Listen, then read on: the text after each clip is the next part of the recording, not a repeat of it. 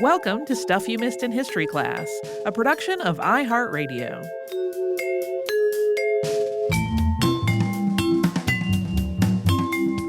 Hello and welcome to the podcast. I'm Holly Fry. And I'm Tracy V. Wilson. Okay, so the Boxcar Children was one of my absolute favorite book series as a kid. Yeah. Obsessed. I, just like a lot of other kids, got completely fished in by the very adventurous idea of living without adults in an abandoned boxcar. It's the opposite of Lord of the Flies. Everybody gets along. It's really cool. Seems like a lot of fun. And so I wanted to talk a little bit about Gertrude Chandler Warner. And it's interesting because her work has landed on a number of best books lists for kids over the years, although apparently when it was very first released, which even if you grew up reading them is probably not the version you read, there were people who allegedly wanted to put it on a banned book list. It's quite quaint to think about that today because it's really very wholesome. But the Boxcar Children series is the thing she's known for, but it is far from the only professional writing that Warner did. She made a career as a writer while she was also teaching elementary school full-time for decades. So I thought she would be an interesting person to talk about, as well as why the Boxcar Children is so appealing. Okay. I'll go ahead and confess, I don't think I ever read these. I'm sure we can talk about it more on Friday. I have a theory that will tie into you not reading it. Okay. That I don't know if it holds any weight, but yes, we'll discuss it on Friday. Cool. Gertrude Chandler Warner was born April 16th, 1890 in Putnam, Connecticut. Her parents were Edgar and Jane Carpenter Warner. Edgar was a Harvard-educated lawyer, and Jane was active on the Putnam School Committee. Both of them came from families that had lived in Connecticut for a long time. Jane could trace her family in Connecticut back to 1686. The Warners had 3 children. Gertrude had an older sister named Frances, born in 1888, and in 1892, her younger brother John was born. The family lived in a house built by the children's maternal grandfather for the family at 42 South Main Street. There are really only 2 what I would categorize as easily accessible biographies of Warner. Both of them are written by the same person. That's Mary Ellen Ellsworth. When I say easily accessible, I will say I got mine secondhand, but I think you can find them online at most of the big bookstores. One, you definitely can. It's very, very easily available right now. So one is a biography that's a young reader's book that's just about her that was published in 1997. And the other is a shorter, like an amended version of that, which appeared in a recent anniversary edition of the Boxcar Children. And the approach in both of these definitely draws parallels between the author's childhood and the experiences of the children in her famous stories. So just keep all of that in mind as we talk through this, because the Warner home sounds almost surreally idyllic. The Warner children seem to even acknowledge this as adults. There is a comment that Frances once noted that they didn't really have much to complain about. The worst story that she could conjure about their youth was their mother fussing at them once for sliding down the back porch roof when it had iced over. And if that's the worst thing that happens in your family, that's a sunny place to live. This sounds like something that my spouse's brothers would have coerced him into doing when he was a child. The family lived across the street from a train station, and the children loved to watch the trains go by. They learned the schedules so that they could identify which train they were watching at any given time. The kids put on plays in the attic, and the family started its own orchestra when the kids were in their teens. All of the ladies in the house played string instruments. Frances and her mother, Jane, both played the violin, while Gertrude played the cello. Cellos are expensive, and that cello had been a special gift for Gertrude from her father. Their father played piano, and John played cornet. Gertrude was fond of reading from an early age, and she and her sister both loved to write. She wrote her first story at the age of 9, titled Gollywog at the Zoo, which she also illustrated with watercolors. That book was actually something of a rush job initially. According to the story, Gertrude had come home late from school several days in a row because she had lost track of time playing tea party with friends. But she fibbed and told her mother she had been working on a book. Jane eventually wanted to see this book, so Gertrude just kind of churned it out super fast so that she had something to show her mother. She had based it on another popular book from the time called Gollywog at the Seaside. I sort of love that. She at least, she would rather than admit that she lied, she delivered on it. I'm like, I understand this. Jane bought notebooks to encourage both of her daughters' creative writing. Presumably, she would have bought them for John as well, but he was not focused on that. Gertrude refined her slapdash gollywog book, made it a little more cohesive, added the illustrations, and then she gave that completed manuscript of Gollywog at the Zoo to her grandfather as his Christmas gift that year. And that actually started a tradition because each year thereafter, she made a new book with a new story for another family member. Frances would also join in on these projects from time to time. She would bind the books, and she sometimes contributed illustrations. And sometimes they were narratives like Gollywog, but sometimes they were sets of short stories that were combined into one project, like a little anthology for the year. And as Gertrude got older, of course, these stories became longer and more complex. Frances, Gertrude, and John also spent time with their nearby relatives and frequently explored the woods. They learned about the plants and animals in the area from their grandfather and great uncle, and they also spent time in nature on their own. These three siblings were very close. We'll talk about some of their relationship later on in a book that Gertrude writes. High school, though, did not go well for Gertrude Warner, not because she wasn't interested or a good student, but because she had ongoing health issues. She had a number of illnesses since childhood, including measles and mumps, and she's often described as having sort of a chronic sore throat. That seems like it's probably indicative of something else, but what that something else is never really pinpointed. And because of this chronic ill health, she had to stay home from school so often during high school that even though she had a tutor, she was just unable to keep up and unable to finish and get her diploma. As her siblings finished school and went on to careers, Frances is a teacher and writer, and John is an engineer, Gertrude stayed home. But she did start writing, first for a Sunday school newspaper, and she wrote her first novel, The House of Delight, which was published in 1916.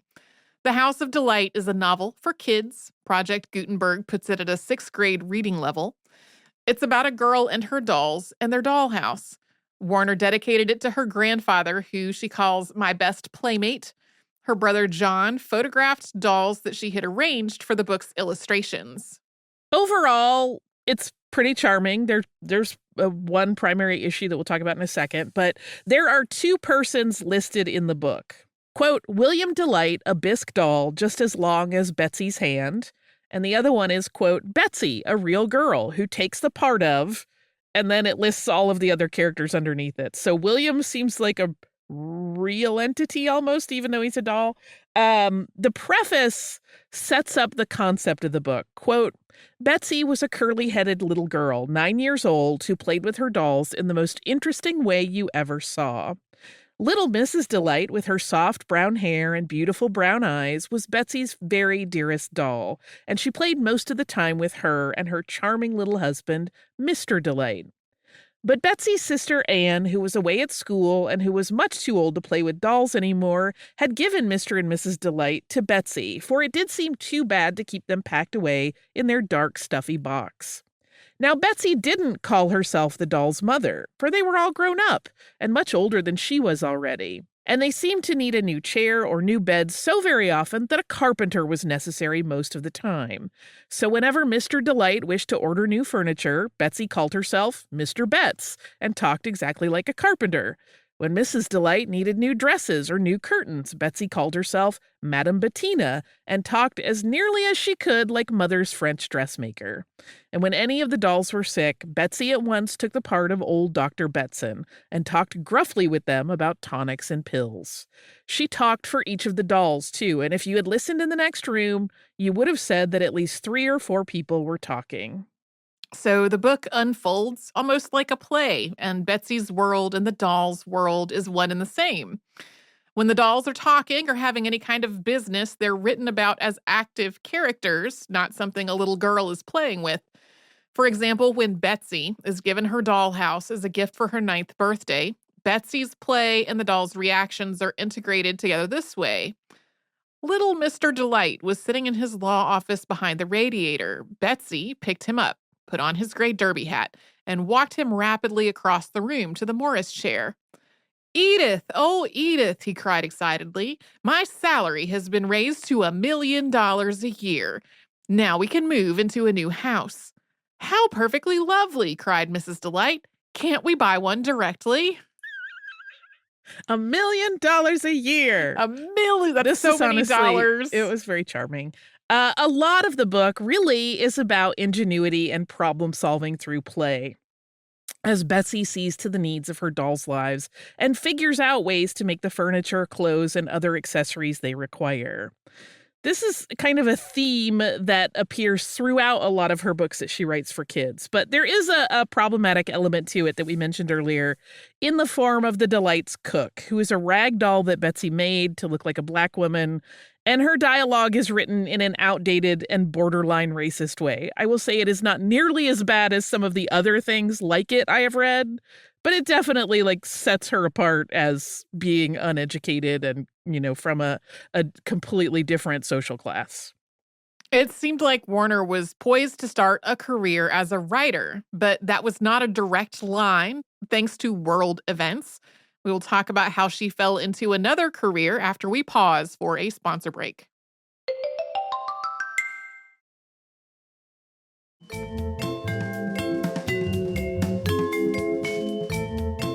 "27-year-old Warner was incredibly excited to have her first book published.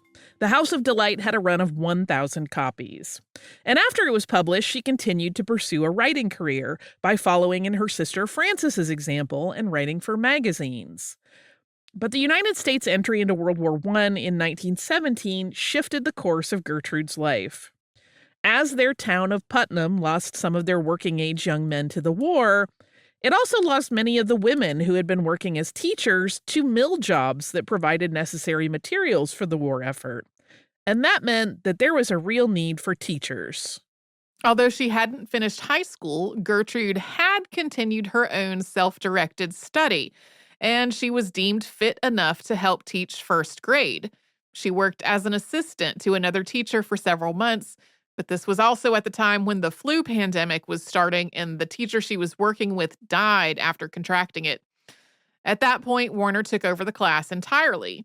The idea was that she just needed to do it as long as the war continued to keep the career teachers occupied elsewhere. But that wasn't how things played out. Warner was really good at teaching, and the school kept her on. Teaching became her permanent career, and she taught first and third grade for the next 32 years. She also continued to write and publish. She worked with a magazine called Little Folks, writing stories about nature and astronomy. In 1918, her astronomy pieces for the magazine were collected and published in a book titled Star Stories for Little Folks. And this book has the conceit that a student named Helen is relaying her experiences in learning about the stars from a Dr. Lori. And it opens with a letter from Helen to the reader, which includes, quote, "Before you read this little book, Dr. Lori says I must tell you that the stars are not always in the same place in the sky. If you are not acquainted with them, it is easier to find them when they are just coming up in the east. So, under the name of each group of stars, you will find the best time of year to look for it. As soon as you find a constellation, write the date on the dotted line under the picture. Then you will know when you have earned your diploma. I hope you will have as good a time as I did finding the 15 constellations." And then this cute letter is signed, "Your little friend, Helen." The book gives instructions with rudimentary drawings on how to find various constellations, and the narrative of Helen's experience of learning them is told along with it. She begins the story sick in some way that's not detailed, and Dr. Lori promises he will teach her about stars when she's well enough to go outside. From there, her learning and health progress in tandem as she has various adventures. At the end is a diploma that the reader can fill out with their name. Another book of collected writing was published in 1921, and this is titled Life's Minor Collisions. And this is a book that Gertrude co-authored with her sister Frances, pulling from writings that they had each done for the Atlantic Monthly and Ladies' Home Journal. And unlike Gertrude's previously published works, this book was written for adults, and it featured essays about the various challenges each of the Warner daughters had experienced in life. The preface to this book is also quite charming. It reads, quote, "Collisions are measured by what they will smash. Potentially, all collisions are major. A slight blow will explode a bomb. But since most of us do not commonly carry dynamite through the busy sections of this life, we can take a good many brisk knocks and still survive. The collisions, though dealt with in separate chapters by two of us, are seldom between two people alone. They are collisions, mostly minor, between the individual and the group, the individual and circumstances, the individual and the horse he rides on. All the chapters are for those kindred spirits who try to be easy to live with and find it difficult." The chapters each cover different kinds of collisions. The first, for example, is about the way it can be easy to hurt the people we're closest to, particularly family. The second is about a brother and sister arguing over the sister's inherent difficulty with learning directions to get places. It includes this description of the brother's inherent ability to find his way. Quote, "He branches from one street into another with as sure an instinct as a cat who retraces on foot a journey once traversed in a bag. This is not because he knows Boston, but because he has a capacity for Boston." There's also an essay titled "More to It Than You'd Think" that examines the fact that people don't really understand another person's job unless they've actually worked in that field. And Warner shares her experiences as a teacher to illustrate that fact. She shares a rather lovely approach to teaching in this passage. Quote, "It is true that children with the best intentions sometimes bring inappropriate busy work to school, but teaching them has not dowered me with any disdain for my students. They are beneath me only in years. In fact, I raise my hat to some of them in spirit as I teach them to raise theirs to me in truth. Here and there, I calmly recognize a superior." She also shares how she's able to envision the great future lives and achievements of her students, and how she's careful in scenarios where she has to discipline them to not break their spirits. It is apparent in reading her writing about teaching that this was a profession that Warner really loved and was probably great at, and that is also supported by things that her former students said. One of her former students, Ruth Flagg, told the New York Times in 2004, quote, "When she read to us, she made me her page turner. She was aware that not all children learned in the same way. Each child was meant to feel special. She just had that gift." Flagg, for example, had been incredibly shy, and that page-turning job was a way to involve and encourage her. Flagg also said, quote, "She always encouraged our imaginations. It was an adventure to come to her class each day."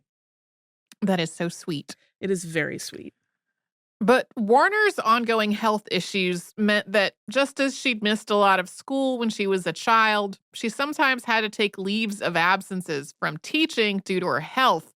But she wasn't idle during those times. She would take advantage of the downtime to write.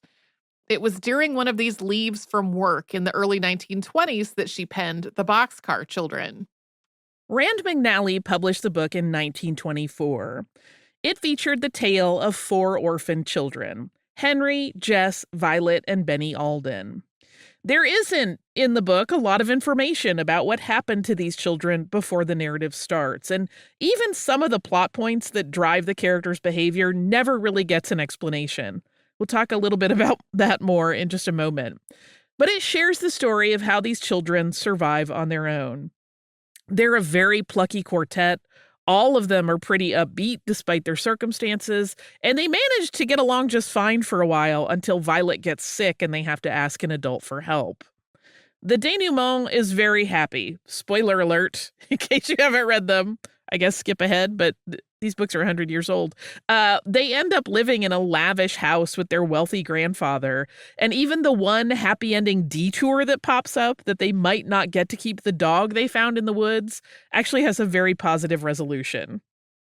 Though that book would become the writing that Warner is most known for, when it was first released, it was just sort of a blip. The 1924 version was popular with kids, and although we couldn't find any references to this fact outside of Warner's account, she noted that librarians didn't seem to care for it. According to Warner, the protestations were because the children were just far too happy without any kind of adult supervision. But Warner always said of this complaint, quote, "That is exactly why children like it." This is funny to me because children without parents is like a very common theme in Yes. fairy tales and Yes. children's stories. But I think the fact that they were getting along just fine is like, no, we need to teach them that they need those missing parents. And it's like, well, other than that illness, they were doing A-okay. But not knowing that this story of 4 orphans who live in a boxcar would become a classic, we'll talk more about that book in just a bit, Gertrude went on with her life. She kept teaching, writing, and playing music. She learned to play the pipe organ so she could substitute for the organist at church. And she published another book in 1926 called Good Americans, First Lessons for the Littlest Ones. Good Americans is an update to an existing set of lessons that were popular in the United States at the time to teach children about morality and citizenship. We are going to have an upcoming episode about this morality code for kids. Warner notes that the system, as it exists, is great, but some of the content is, quote, rather vague for 6-year-olds. So her book addresses the same ideas in a way that's simplified for younger students. Warner notes in the introduction that she found these sorts of lessons turned out to be the favorites of the children she taught, in part because they feature the use of paper dolls in stories that give the lesson. It's a complete program for teachers that focuses on 5 subjects: health, self-control, reliability, good workmanship, and kindness. The health story, for example, uses the paper doll character Billy Bumps and points out that he maintains good hygiene, gets enough sleep, drinks enough water, etc. to keep himself healthy. The point is that if Billy isn't taking care of himself, he won't be in any kind of shape to be a good American. There was a lot of concern at this time about whether kids in the post-World War I United States would grow up into adults that could properly uphold the Republic. Yeah, we'll talk more about all of that in that upcoming episode on the Children's Morality Code. This is getting back to Warner, though. Warner's father, Edgar, died in 1928. And at that point, Gertrude still lived at home with her parents. And this death actually led Gertrude and her mother, Jane, to move. But they didn't go far. They just moved down the street to live with Jane's mother, Marcia. That would have been Gertrude's grandmother. She needed some help and care in her advancing age. Marcia died the year after Edgar, and Gertrude and her mother stayed on in the house. But in 1932, Jane also died at the age of 66, and that meant that Gertrude, then aged 42, lived alone for the first time in her life. We'll talk about this new phase of Warner's life after we hear from the sponsors that keep Stuff You Missed in History class going.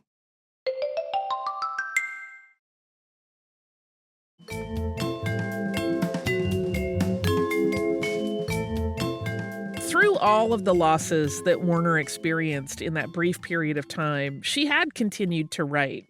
And once she was the only person in the house, her focus on her writing intensified.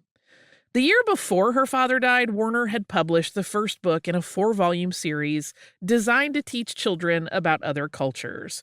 And these are, like her other books for kids, laid out in a narrative where the main character encounters other people and learns about them as a sort of stand-in for the reader. In the beginnings of these books, she often thanked the various people who had advised her in the writing. So while none of them are called out with specificity in terms of what they contributed, it seems that she was talking to people who were knowledgeable about the cultures that Warner didn't have familiarity with. This series was collected into an educational course called The Friendly Farmers, a course for primary boys and girls on rural life around the world. Okay, confession, I didn't read all of these. Partially because the first one is a little hard to find on its own. And then it's just like you're tracing down, various scans from different sources. What I did read seemed pretty respectful. But one that I was not able to get a hold of that I really wanted to look at was called Children of the Harvest. And in it, Warner teaches kids about migrant workers and how some children are part of that system. And she encourages readers to get in touch with the Home Mission Council, which was a religious organization, so that they could send aid in the forms of gifts to those children. So having not read it, it's impossible to know if this well-intentioned idea comes off as dicey in any way. Or how accurate her portrayal of any of these cultures are. The year that Gertrude lost her mother, she also was seriously injured in a car accident. She was a passenger in her aunt's car when her aunt had to swerve to avoid a truck that was backing into the road. The car ran into a fence, and Gertrude, who was the only person injured in the crash, ended up in the hospital for several months with a broken back. During her convalescence, she wrote, because she and her sister Frances had another collaborative project in process for adult readers, and she didn't want to derail it, even in her compromised state. She was really, really intent that they were not going to slip their deadline. That book, Pleasures and Palaces, was published in 1933, and this, like their first book together, was a compilation of essays that had mostly been previously published in magazines. And the stories in it are from their real lives, mostly related to travel. Despite having gone through so much loss in the years leading up to this book, Warner exhibits an attitude of total positivity, noting regarding her change in status to being by herself most of the time, that in traveling alone, she's really likely to make good friends. She also did not sit idle or even seem to ease back into her life once she had recovered from her injuries. She knew that she wanted to focus even more on writing for children, so she did two things. One is that she took a summer job working in publishing in Chicago. That was in 1936. Then from 1937 to 1939, she spent her summers attending teacher training classes at Yale. At this point, she had been teaching for almost 20 years, so she kind of breezed through this work and allegedly shocked one of her professors when she confessed that she had never finished high school. But she came out of this training really focused on her path as a writer, which was an area she had already been working in. She wanted to write books that were accessible to young readers or readers for whom English was not their first language. She first looked at the stories that were already popular with kids to see if she could simplify any of them for her target audience without losing the energy or excitement of the original narrative. And after she produced a number of these, she turned back to her own work. And in 1942, Warner published a new version of the Boxcar Children. This new version isn't a rewrite in terms of the narrative. The story still moves along with the same beats, the characters are the same, but the language is simplified. Sentences are shorter and easier to parse for younger readers, and the vocabulary was less challenging. Warner made herself a rule that the rewrite could only use 600 different words. The one big change is that the children's backstory did get a makeover in the later version of the book. It's one that's still tragic. They were orphaned after all, but in a more palatable way.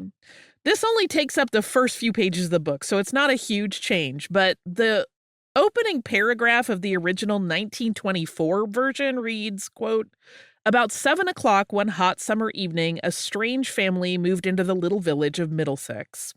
Nobody knew where they came from or who they were. But the neighbors soon made up their minds what they thought of the strangers, for the father was very drunk. He could hardly walk up the rickety front steps of the old tumble-down house, and his 13-year-old son had to help him. Toward 8 o'clock, a pretty, capable-looking girl of 12 came out of the house and bought a loaf of bread at the baker's, and that was all the villagers learned about the newcomers that night."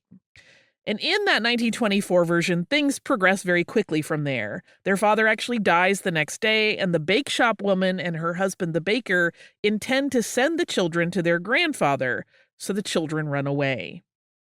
The 1942 version, in comparison, starts like this, quote, "One warm night, 4 children stood in front of a bakery. No one knew them. No one knew where they had come from." In this version, the baker's wife, who does not like children, sells them 3 loaves of bread, and then the children ask if they can sleep in the bakery that night and wash dishes for them in the morning. In this version, the baker woman intends to keep the 3 older children for a while to work in the bakery, but she and her husband plan to send Benny, the youngest, to the children's home, and then ship the older children to their grandfather when they get tired of them. That catalyzes the children's exit. Incidentally, the 100th anniversary edition of the book, published by Random House in 2024, does not use the 100-year-old book. It uses the 1942 edition. Yeah, they leave out the drunk dad and, and the baker woman, who is kind of like the equivalent of a Wicked Witch character in a fairy tale, is very minimized. There are some head-scratchy elements for both books. The main reason that the children run away, despite knowing that they have a grandfather who wants to take them in, they spend time evading him because they know he is like posting, signs up around town that he's looking for these kids, is that they are convinced that that grandfather disliked their mother and thus wanted nothing to do with their father once he had married her and had a family. This issue never gets addressed again. Even once the wealthy grandfather turns out to be very kind and loving, and there's a whole set of events that happen where they learn that this nice man is their grandfather, no one stops to go, hey, why did you think he hated your mom? It never comes up, and they just kind of accept everything at face value. Modern criticisms of the Boxcar Children also note some other issues. Writing for The New Yorker in 2016, Gia Tolentino notes, quote, "The Boxcar Children, one realizes upon rereading it, is an odd sort of capitalist parable in which children without parents recreate the division of labor that in the 1940s would become increasingly associated with a popular vision of the American nuclear family." And it does shake out that way. Jess and Henry take on the parental roles, and Violet and Benny fall more into the role of children, although Violet does a lot of childcare and domestic chores like sewing. She's often noted for how smart she is and how often she sees solutions to their challenges. Once they find the boxcar in the woods, Henry goes out and finds ways to make money while the girls stay in the boxcar, caring for Benny and literally homemaking by creating curtains, making a shelf to hold the dishes that they've managed to forage, cooking, all of that. Tolentino also makes the point that while the children are orphaned, they focus entirely on their future and they just don't get bogged down in their grief or talk about their past and their tragedy. This lets readers focus on the story, the adventure, and the children's resilience without the emotional baggage that would normally come with such a scenario. None of the children even cry. There is never a sentence about, I miss mom and dad. The only crying that happens is when Violet gets really, really ill. She starts to cry uncontrollably, and that's what makes Jess and Henry realize that she's sick. It's not very emotional. It's just like being physically weak crying. This may make it easier for kids to read, but it also feels sort of surreal to read about 4 kids happily housekeeping and problem solving immediately after such a huge loss. Still, the book was wildly popular, and because of the simplified language, it got kids who thought they weren't interested in reading really invested in it. They saw sort of an escape fantasy in the story of the Aldens. Warner herself frequently said that she wrote it because she thought it would be fun to run away and live in an abandoned boxcar. Between the updated version of the book and the end of the 1940s, Warner went back to teaching and also other writing projects. She actually wrote several reference books during this time and some biographies. But then in 1949, the Boxcar Children got a sequel, Surprise Island. In this book, written by Warner, the children, who now live in a mansion, spend a summer on their grandfather's private island. So pretty significantly different circumstances. But they soon realize that the friendly handyman on the island, Joe, has a secret, and they set out to discover it. And this kicks off the Boxcar Children series as a batch of mystery books. The year after Surprise Island was published, Warner retired from teaching at the age of 60 so she could focus on her volunteer work with the Red Cross and the Connecticut Cancer Society and on writing more children's books.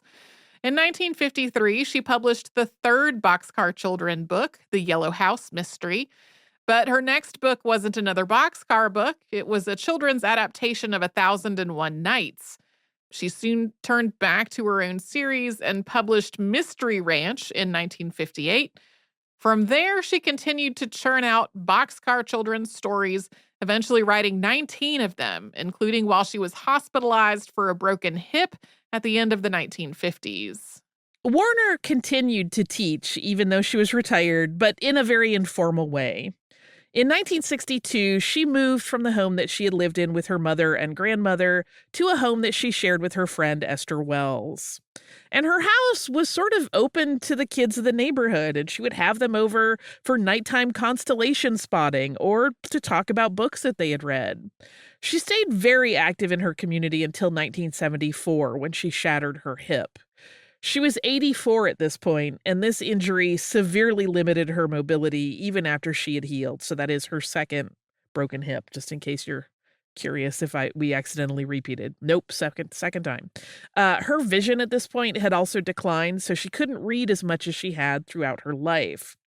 But she did find ways to continue her interests in her work.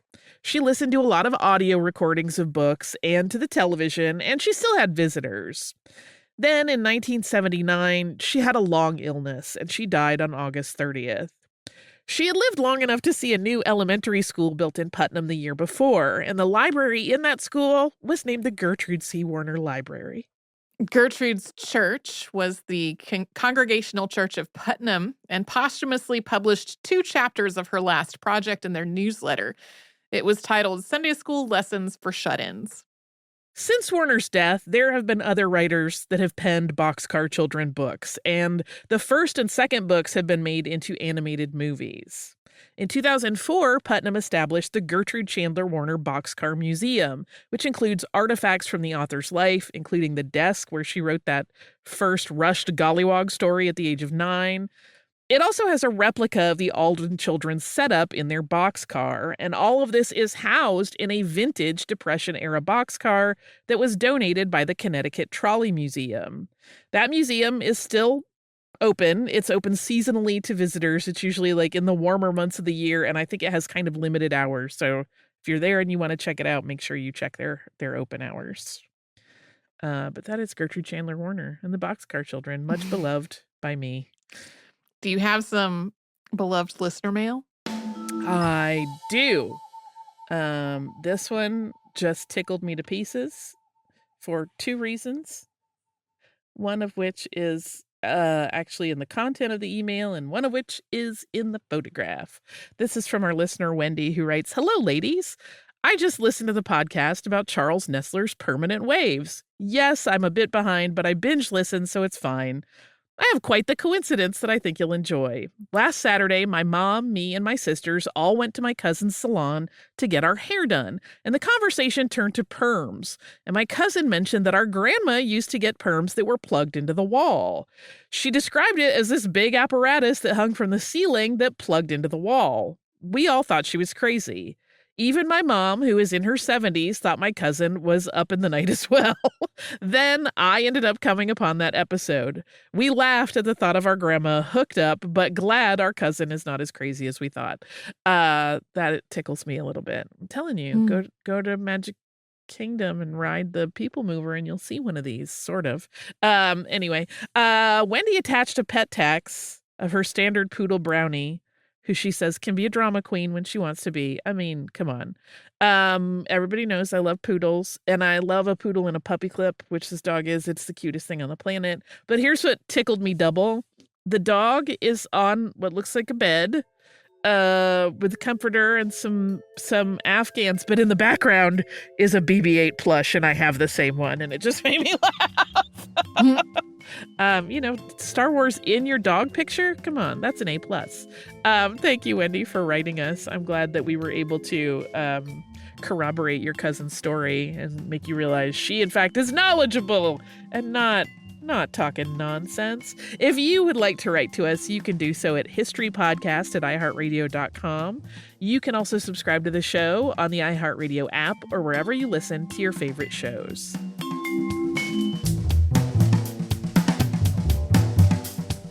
Stuff You Missed in History Class is a production of iHeartRadio. For more podcasts from iHeartRadio, visit the iHeartRadio app, Apple Podcasts, or wherever you listen to your favorite shows.